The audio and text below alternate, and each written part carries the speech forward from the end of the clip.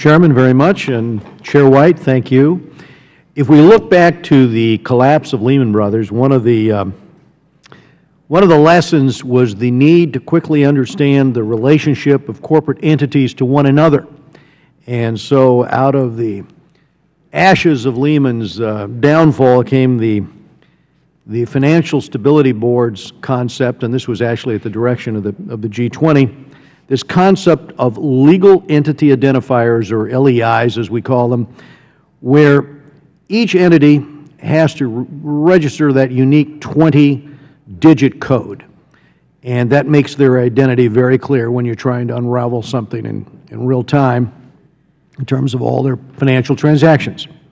So last month, this committee passed out legislation, which I authored, requiring the Office of Financial Research to provide an annual update on the progress of adoption of these LEIs here in the United States. Now, the global adoption, I think, is at 400,000. 400,000 LEIs now in 180 countries. So if the OFR were to conduct its report today, I'm afraid that the SEC would lag behind a bit in terms of the adoption in other countries.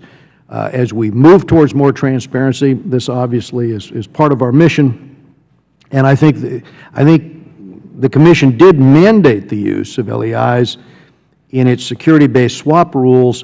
It didn't require it in other rules. So I guess I'd ask, should we expect that the SEC is going to require greater use of this important risk management tool in the future? And is there anything holding you back in that regard? There's nothing holding us back. Obviously, if it's appropriate to the space, you want to make sure it's, it fits, right? But right. I think, look, I think LEI is an enormously important tool. The SEC has been a very strong proponent in those global efforts that you mentioned, and we frankly we're looking for, opportunities to use it more, I guess is the way I would answer your question.